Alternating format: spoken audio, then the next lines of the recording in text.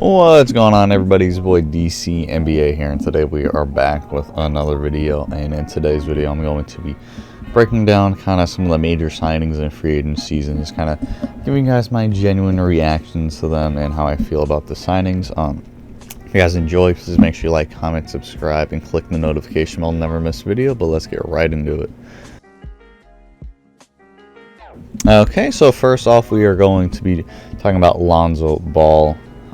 His signing with the Bulls. He signed a 4-year, $85 million contract with them, and I think the signing is perfect. He's going to be a great mate with Zach LaVine. It's going to be a great backcourt duo. He brings the defense and playmaking that this Bulls team has been missing, and obviously they have some more talent there, like Nikola Vucevic, who he's going to be able to do a bunch of pick and pops and pick and rolls with.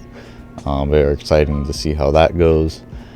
And yeah, I don't know. This signing was a very good one. I don't think they overpaid. I think this is right for Lonzo, and hopefully in Billy Donovan's system, he can figure out how to be more aggressive and better on offense. But I think that this was a very good signing, and this was very good for the team. Okay, next up we have DeMar DeRozan, who was involved in a signing trade with the Bulls on a 3-year, $85 million contract. The Spurs are getting Thad Young, Al-Farouq Aminu, a first-round pick, and 2 second-rounders. And again, I really like this move by the Bulls. I think this is going to help them get to that next level. DeMar is a good ISO player, pretty good playmaker. And with Nikola Vucevic going to be able to space out the floor, should be really good with spacing to allow him to get into the mid-range and drive to the basket. They just have a lot of options with this Bulls teams now with him, LaVine, Vucevic, and Ball. I think that this team is going to be one of the better teams in the East, and I'm very excited to see what happens with them. Okay, next after DeMar, we got Kyle Lowry, who has signed a 3-year, $90 million deal with the Miami Heat in a signing trade. This move was, again, I really think this was a good move by the Heat. They need to upgrade at the point guard position, and they got it with Lowry. He is aging and he is older, but Father Time has not stopped him so far, so hopefully he can age well in Miami.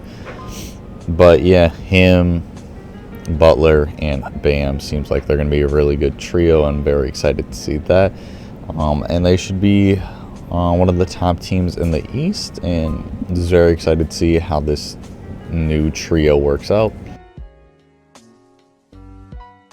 And then next up, we got Devonte Graham, who signed a 4-year, $47 million deal in a sign and trade with the New Orleans Pelicans.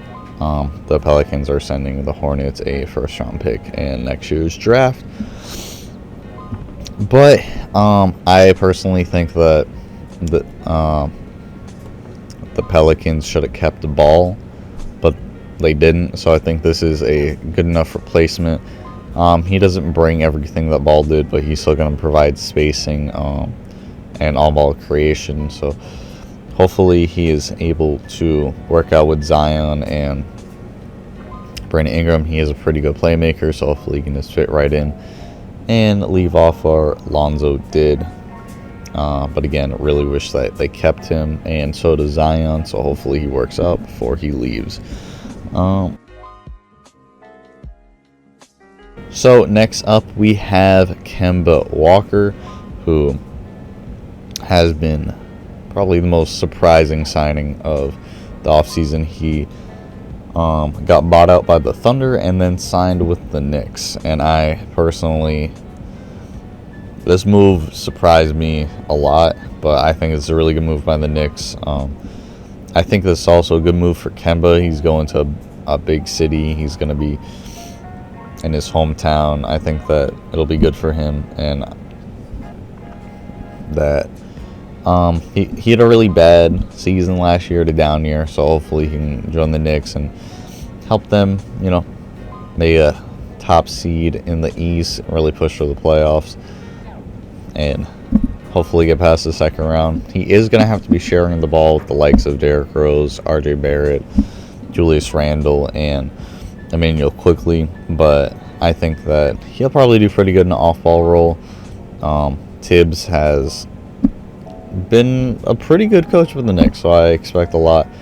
The Knicks really need the offense, though, so they have done a lot this offseason to really improve that. But, yeah, I think the signing by Kemba is a really good one, and I hope that he figures out his path with the Knicks this season. And next up, we have Spencer Dinwiddie, who definitely had the most confusing signing of the offseason so far. He signed a 3-year, $62 million contract in a sign and trade with 5 other teams.